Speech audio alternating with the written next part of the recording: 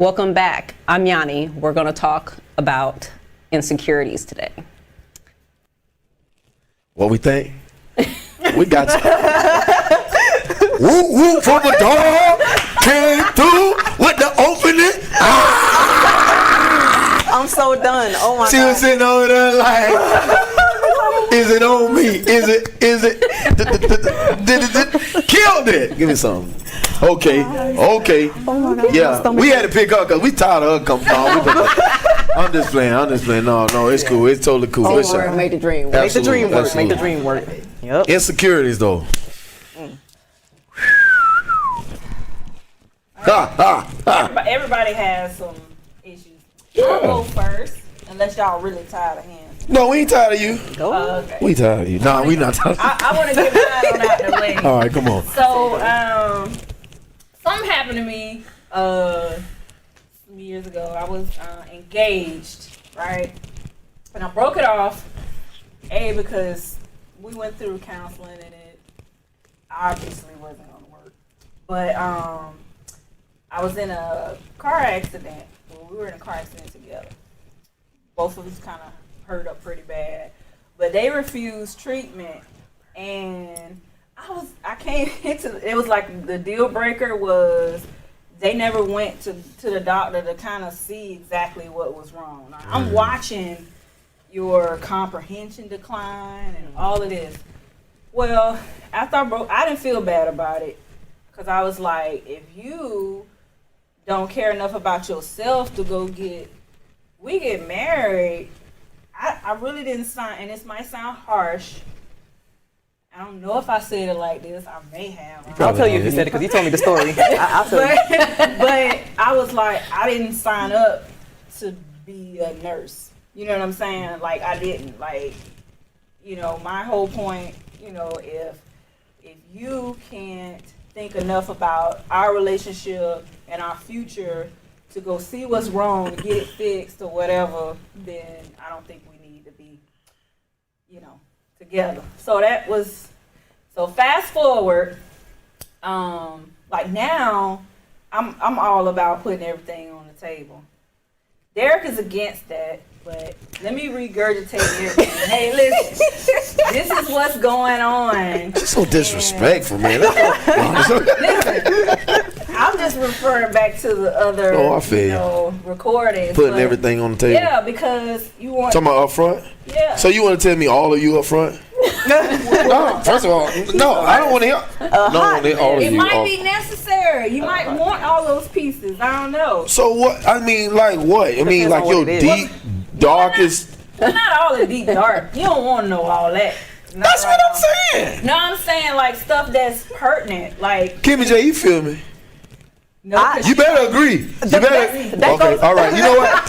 You know That what? goes back to They what so I was saying flaky, about- man. They so flaky. That goes back to what I was Now saying off about camera, she try to act like she my dog, but then get on camera, it's gonna be flaky. You see what I'm saying? Man, I'm saying some that's stuff crazy. People need to know. But then I'll be Like, lying if I say that I don't. Like, we're But not up here front, to no, you got my back. I feel you. But I'm just saying, some things.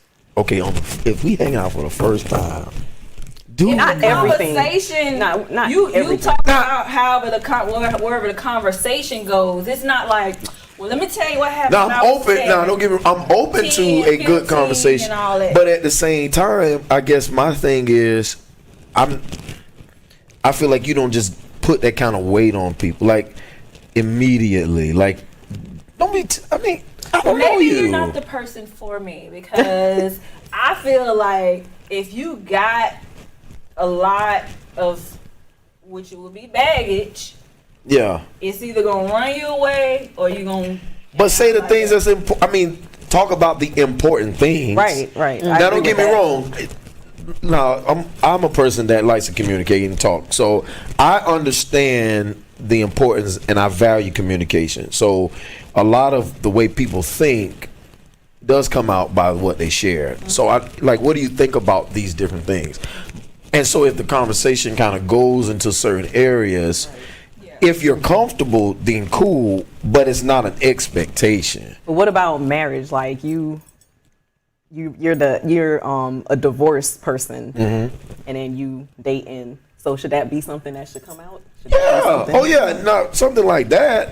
Yeah, like, hey, I mean, don't be like, hey, I'm divorced. How you doing? No, but Not like that. but I am saying if you're talking about interest and you're like, well, tell me about yourself. Well, I'm such and such, da da da. This is where I come from. I'm divorced. I've been married. Blah blah blah blah. Blah. I mean, those kind of things. I mean, but That's what Sorella's saying. But don't be like. But I'm saying don't be like in the. I was in a real bad marriage, right? And in the marriage, she was the type. I don't like to really talk about my exes with people. Yeah. I don't like to do that. I mean, It's unless irrelevant. it's now if you got some similar traits, we finna have a conversation. Yeah. But just off the flip, I don't like to because I don't like to bring in. Well, not necessarily like sit there and have a full blown conversation about them, but just kind of talking about you was married and XYZ. I guess for me, this is my thing, right? So if I'm talking to somebody about my past, it's more than likely not going to be at what they necessarily did to me.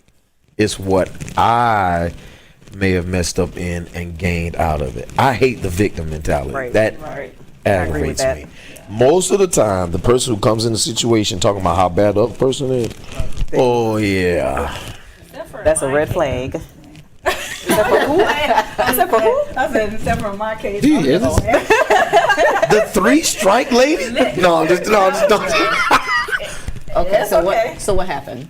Oh, so the reason why, because it's insecurity. So fast forward, like I would feel bad if I was dating somebody, it's serious, and then I didn't like disclose. Like I have a medical condition that I could potentially, Right. Oh, that's real. go into, and I want that person to actually really. Because that's If a they lot of wanna- responsibility. That's true. Like, That's true. are they ready for that? If not, then maybe we need to just stay friends or Right. be a support, be a something. But I feel like certain things like that is insecurity at the same time. Because some people are like, oh, I ain't signed up for all of that. Yeah. That's understandable. So, Yeah. but it's kind of like, I don't know. I think about it, it's like, man, here it is. I done dumped this dude because I didn't want to be his nurse. And then I got this going on that could potentially, whoever my mate is, end up taking care of me for the rest of my life. It's kind of like, but I still don't feel bad about it because if you don't think enough about yourself, at least I am being proactive and, you know what I'm saying, I'm trying to make it to where I'm, able to live as long as I possibly can. Definitely. And, letting the other person know. So that's what I meant. I wasn't meant by deep, dark secrets, but I'm saying that's like important. Like, I feel wouldn't you. want to put that on nobody and they like, oh, why you ain't lead with that? Right. You know, because I would want to know. 'Cause I'm Exactly. like, okay, Something like that, you which definitely. box are you in right Exactly. now? Because, I might not, be equipped to even handle that. I think honesty is always the very important policy. But I think when leading with transparency, I think we just have to gauge a certain level of openness. Right. How open, be honest, but how open am I really able to be? Well, see, I guess I'm one of those people that I'm not embarrassed by anything. Like, and I like to say I don't care what people think. 'Cause I get it. care at a certain level. I get it. But at the same time, I have a bone marrow disease, right? So, which could potentially turn into cancer down the line. But it No won't. cure, That's right. except for prayer and all that with God. But so if I come to the table with that, I'm gonna need, if we're working towards something, I'm gonna need you to understand what's going on with me. I'm gonna need you to be able to, like educate yourself because it might be too much for you. Right. That's real. Because it's a lot that I go through just myself, but I need to know whether or not you're gonna be a support or Right. you just gonna be like, So you're saying that's an insecurity? yeah, that's very much an insecurity for me because no one has to deal with that. Like, Yeah. I could be the best person in the world, but that one little thing could be the Deal breaker. So That's real. That's real. How do you how do y'all counteract y'all insecurity? Like, what do you do in whatever you feel Do you mask them? Do you cover them? Do you feel like? How do I again, I'm still working through some of my insecurities. A lot of it, like I wasn't aware of until going through some things, and then certain things about me will come out, and then I'm like, well, let me back up. When I was being in counseling, kind of helped me to be more aware of some of my insecurities. Like I'm talking to my counselor, and I would tell her like this happened and that happened, and then she would like point out certain things, and it's like an aha moment, like, oh, okay, I do see where my insecurity is in that way. And that's something that I'm working through right now, like just being honest with that, especially with where men are involved, because I didn't have my father. And, you know, the cliche, you know, you don't have a father, and then, you know, women act this way and that and the other. And I think that plays a big role in some of my insecurities, you know. First of all, in the kind of guys that I choose, and then get insecure from choosing those certain type of guys because of how I'm being treated when in the relationship. So that kind of dampers on my securities or my insecurities. That's totally real. I will say this too. I commend you for even being a person that was willing to go to counseling, because I've been to counseling and you know, those that are in church and stuff like that, let me explain something to you. Every pastor is not a counselor. And so what you have is spiritual advice, you know, but I believe that God plants people in these professions, these fields, these callings to be a help. Mental health is very important. I'm a major advocate for it.